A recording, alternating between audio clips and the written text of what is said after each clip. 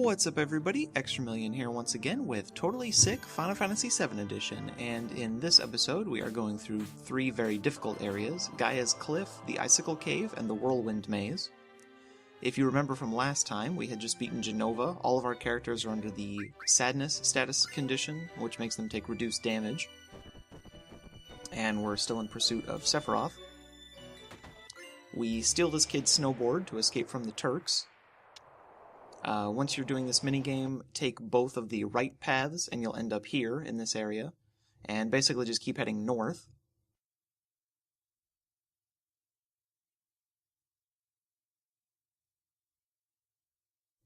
On this screen you'll want to keep placing these markers and then stop when the screen rotates, and then the markers will tell you which direction is north.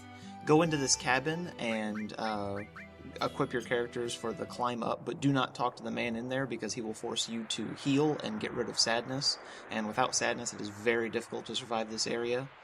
Your plan of attack throughout this whole thing should be basically to any random encounter you get in should be to either try to run away immediately, or if that fails, to use Frog Song on every enemy to put them all to sleep, then heal yourself with White Wind, then get all of your MP back with Magic Hammer, and then run away. In this very next area, you'll have to fight 4 battles with these icicles in order to use them as stepping stones. This first battle is the only one that I'll show because it's the easiest one. The icicle itself does not attack unless you use Magic Hammer on it, in which case it will retaliate with an attack against you. The only difficult part is trying to use Frog Song to immobilize all 4 of these bat enemies, the evil heads.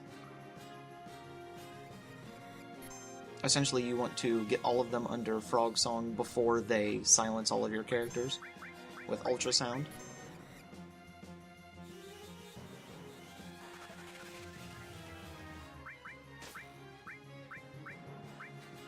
Now, these battles against the Icicles will be some of the only ones in the game where you will have 2 characters surviving, because these battles would most likely be impossible with just 1 character.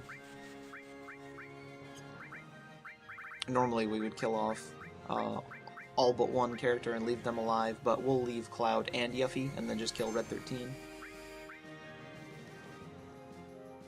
The only thing that's different about the next couple of battles against the Icicles is that since Red 13 is dead, you'll only have 2 characters casting Frog Song instead of 3, so it's very easy to end up with both Cloud and Yuffie under Ultrasound.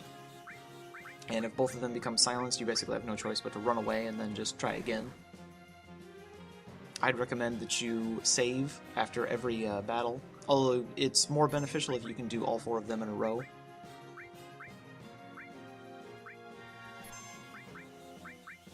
Once everyone is fully healed and all of your characters have enough MP, have one of the characters kill Red 13 and then have the other character cast Laser on the Icicle. Since it is susceptible to gravity-based spells, it will kill it instantly.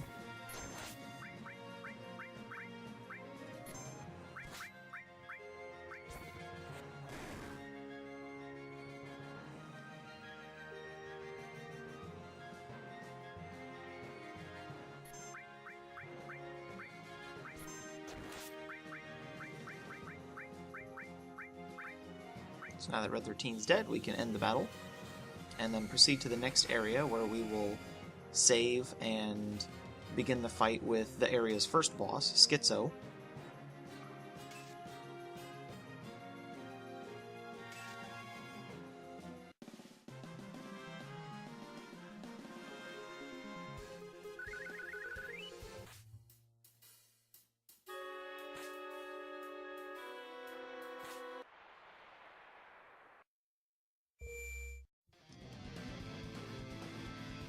Alright, so now we're going to begin our first boss battle of this area. This is the enemy known as Schizo. He was also not originally in Final Fantasy VII, I believe. The basic battle plan will be to cast Big Guard as soon as possible, because most of the battle is on Disc 2, since you can't revive any of your characters without Aerith or the enemy skill called Angel Whisper. They'll revolve around you getting the first turn. As you can see, Sid was attacked twice, but luckily he survived because he had Big Guard and he has the most HP. So once Big Guard is up and all of your characters have Barrier, and Haste, you'll essentially want to cast Magic Hammer 8 times, twice on each head. Or 4 times on each head, rather.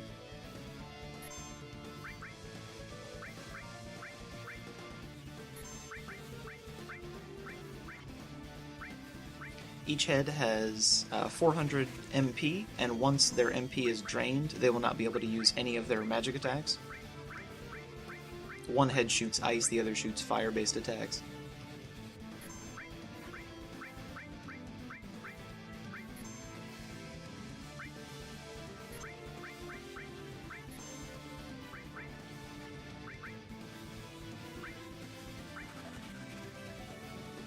Once Schizo's MP is gone from both heads, feel free to move all of your characters to the front row and start using up any limit breaks that you have stored.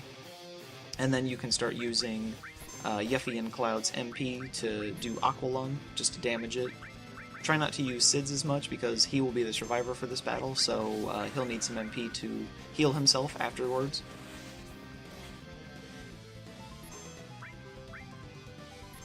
So once every character is in the front row, just sense each head.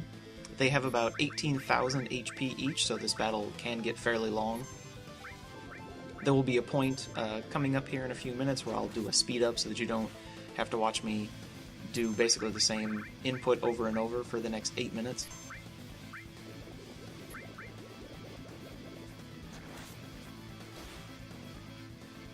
Now, one tricky thing about this fight that I'm sure caught a lot of people on their first time playthrough is when each head is killed, it will do a final lightning-based attack that does a ton of damage to each of your characters. Since it hits the entire party, if you were to kill both heads at the same time, it would use the attack twice in a row, and there is no way to survive that in our current state. So basically what you want to do is get one head down to where one hit will kill it, and then focus on the other head. And once each head is down to where one hit will kill either of them, you'll want to kill one head while under Big Guard, and then fully heal your characters that are remaining, or at least the character that's going to survive, and then kill off your other 2 characters. And then while that character, the remaining one, is still under Big Guard, you'll want to kill the remaining head. We chose Sid because he has the highest HP besides Kate Sith.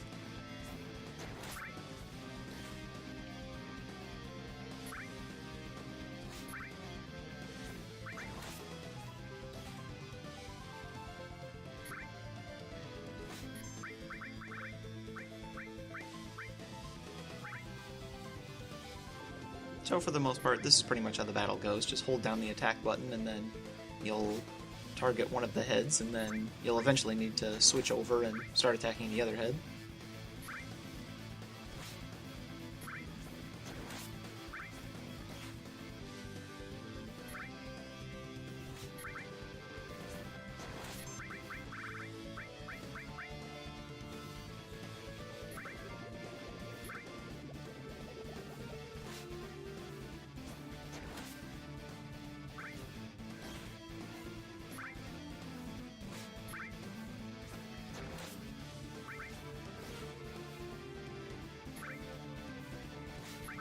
So, like I said, in a few minutes, the speed up will begin, and I will see you guys on the other side of that speed up.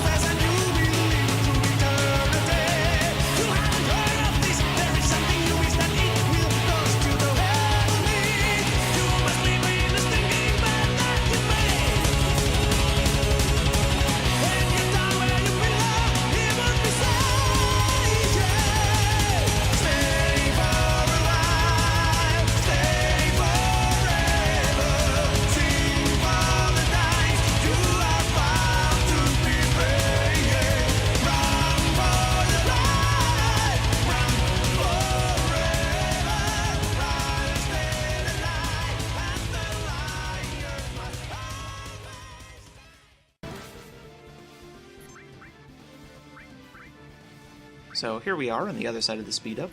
Both of Schizo's heads should be at fairly low health, just enough to kill in one hit, so we can start taking our own character's health down.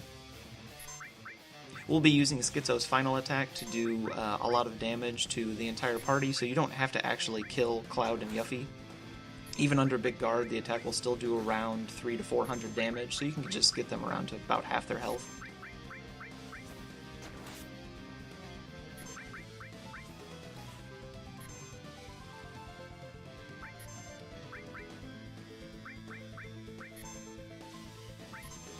Once they are sufficiently weakened, use Big Guard, and then have Sid attack, and it should kill one head. He'll use the final attack, which will kill Cloud and Yuffie, then use White Wind to heal Sid fully.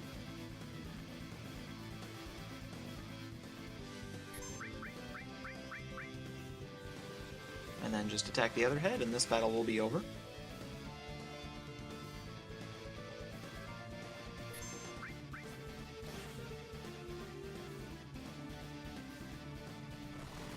Afterwards, you're going to want to use the healing springs to revive all of the characters. Unfortunately, this means they will no longer be under the sadness effect.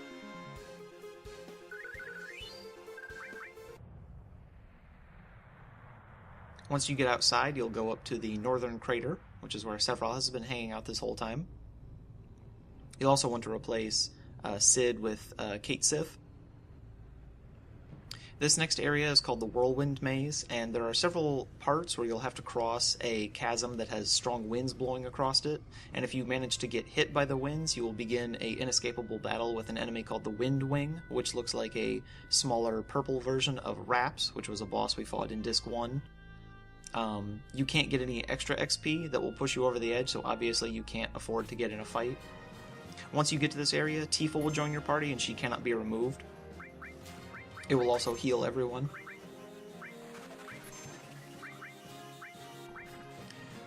This battle right here with these little gremlin enemies, you'll want to use Frog Song on all but one of them, and then keep using Laser on him, because the lower his health is, the better chance he has to use his Bad Mouth technique, which will cast silence on all the characters. You'll want Sadness on Tifa, Cloud, Kate Sith, and Sid.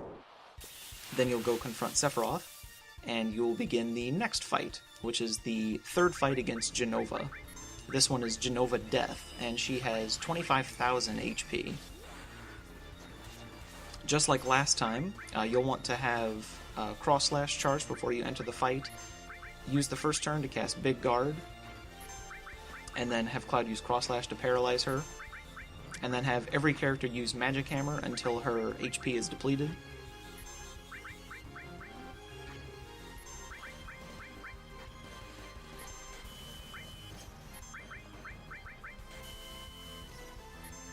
This battle is possible without under the Sadness status effect, but if she can use Red Light twice before the battle starts, that will most likely kill two of your characters, and then you'll basically be screwed. Once her MP is gone, just like every other time you fought Genova, she will be completely helpless. So use up all of the rest of your limit breaks, then move everyone to the front row. Use up all your remaining MP.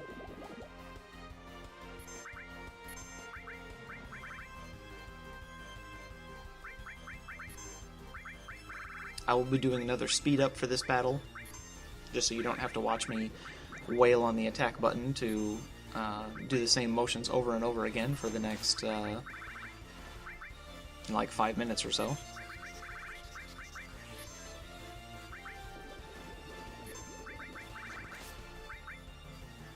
Once this battle is over, we will be going back into the Icicle Cave to learn Trine and an attack called Magic Breath from an enemy called Stilva. He looks like a smaller red version of the Materia Keeper. You'll want to put all of your characters under Sadness again after using the Healing Spring to heal, which means you'll have to go back and forth between the Whirlwind Maze and the Icicle Cave several times, so this is obviously the most tedious and annoying part of this challenge. Or at least for this particular area. There are a few parts that are a little harder.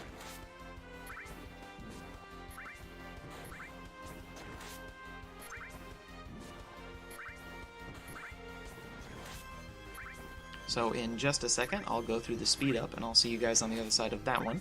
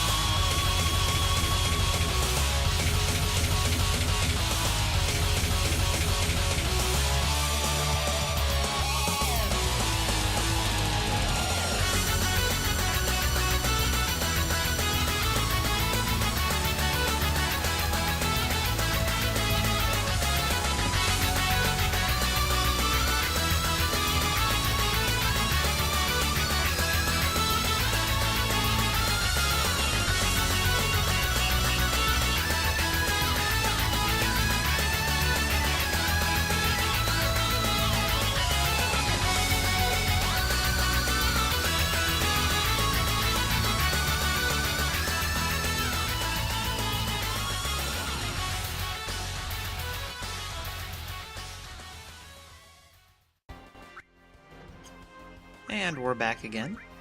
So now that Jenova is one hit away from death, start killing off all of your characters.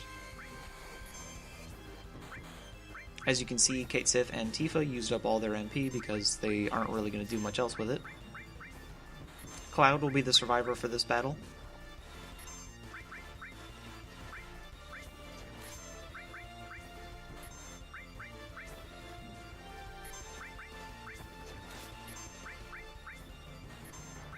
After this battle concludes, you will have to cross one more of the wind areas from the Whirlwind Maze, but before we do that, we'll go learn Trine and Magic Breath from Stilva.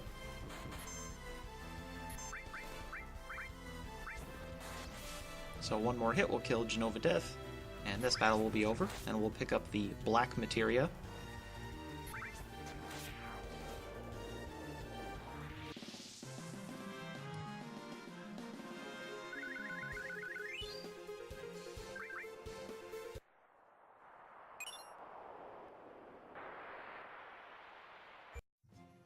So this is the enemy that I mentioned. He looks like a smaller version of the Materia Keeper, like I said. Basically, you'll want to have Sid manipulate him, then cast Big Guard on all your characters, and make him use Trine first. Then you'll want to use White Wind to fully heal your characters. And after this battle is over, that will mean that all of your enemy skills materia will now have both Trine and Magic Breath. On Sid's next turn, use Magic Breath on all your characters, and that will kill everyone except for Sid. Then have Stilva use Magic Breath on himself to kill himself. And then we will be done with this area, finally. Make your way all the way back through the Whirlwind Maze and confront Sephiroth. So you'll get a bit more story about Cloud. Essentially, Cloud's memories are mostly false. He was never really in Soldier. He is really a clone of Sephiroth. So you trick your party into giving Sephiroth the black materia, which makes shit completely hit the fan and enables him to get all of the Mako energy from the life stream that he needs. It also causes the weapons, which are the ancient protectors of the planet, to spawn. Diamond weapon, sapphire weapon, emerald, and ruby.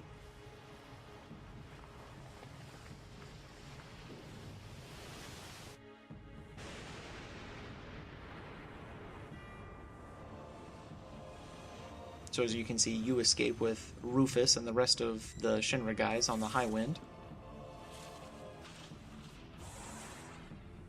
So things are not looking especially good at the start of Disc 2.